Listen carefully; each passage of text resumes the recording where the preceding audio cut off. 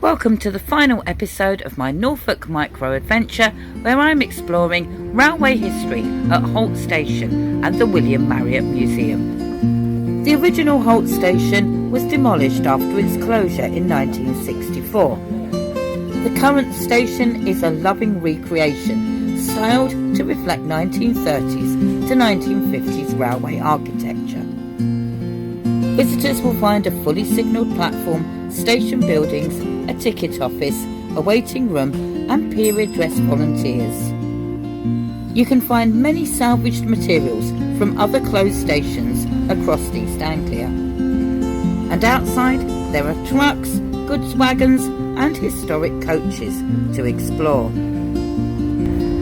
The museum is housed in former railway structures, including a historic goods shed and a signal box from Melton Constable, which was carefully relocated and built at Holt. Visitors can sometimes see restoration work in progress, demonstrating the care and expertise that goes into keeping the railway's legacy alive. There are things here to amuse railway enthusiasts of all ages. And if you're here visiting with children, make sure you take them to see the amazing Thomas the Tank Engine model railway, which you can operate yourself. The museum is not just a nostalgic nod to the past, it's a working archive of East Anglian railway history and an active educational resource. Through preservation and storytelling, it helps keep alive the memory of a railway line once affectionately called the Muddle and Go Nowhere line. So who was William Marriott and why was he so important to the railway? Marriott began his engineering career in the late 19th century during a period of rapid railway expansion. He joined the Eastern and Midlands Railway, which eventually became part of the Midland and Great Northern Joint Railway. He quickly rose through the ranks thanks to his engineering acumen and leadership. When the Midland and Great Northern Joint Railway was established in 1893, Marriott became its first engineer and manager, overseeing all aspects of infrastructure, including track laying and maintenance, station and signal box design, bridge construction, and locomotive and rolling stock maintenance. Under his leadership, the Midland and Great Northern Joint Railway became one of the most extensive joint railway networks in Britain, serving Norfolk, Suffolk, Lincolnshire and parts of Cambridgeshire.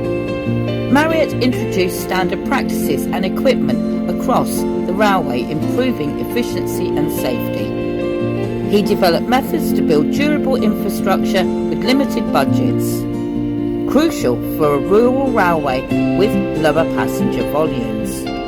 He was a pioneer in using reinforced concrete on railway structures like bridges, culverts and buildings.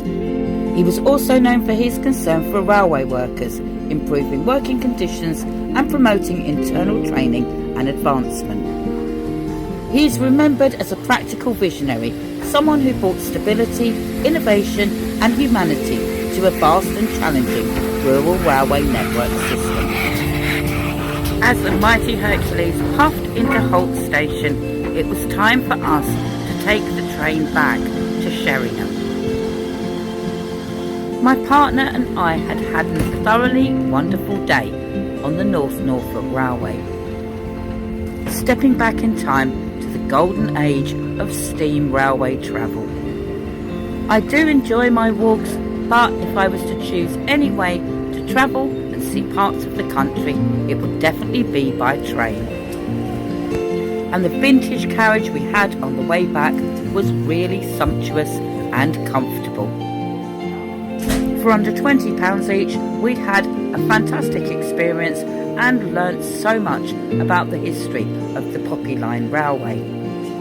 And it has also enabled us to see more towns and places in Norfolk, such as Sheringham.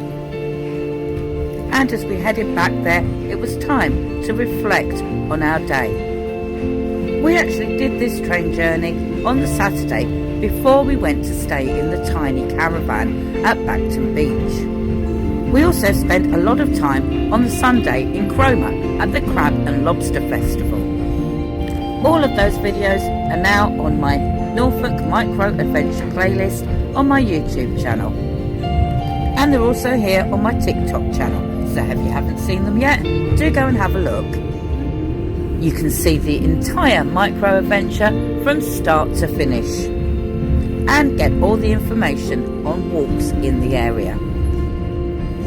On the way back to Sheringham, we saw the same beautiful rolling green Norfolk countryside that we'd grown to love on this steam train journey.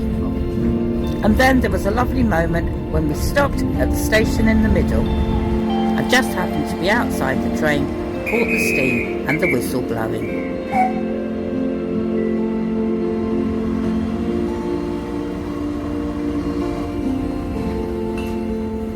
And then we were off again, heading towards Sheringham and the end of our journey.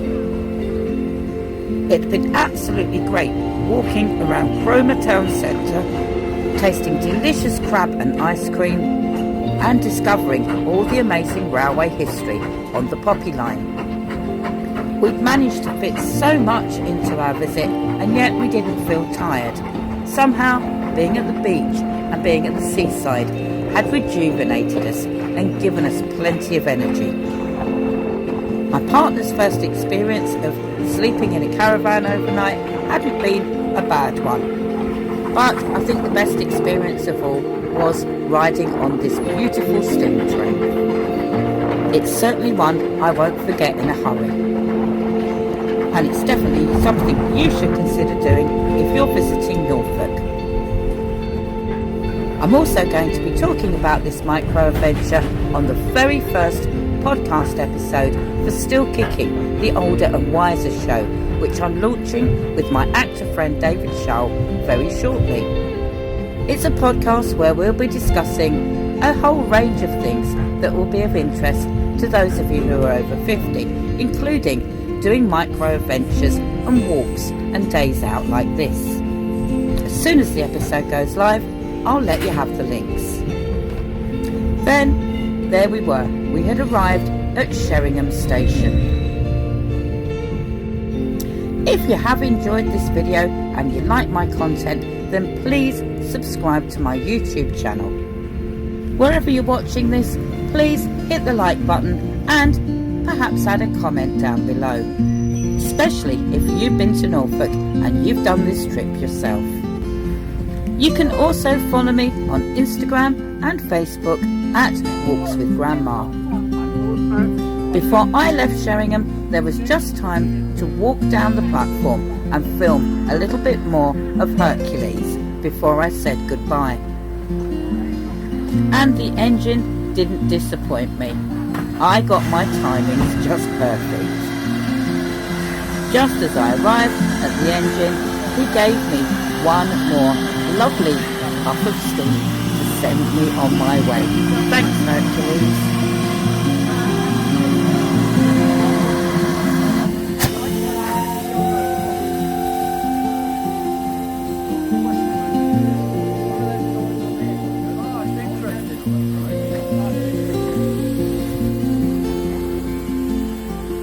This micro adventure has been good for the body and good for the soul.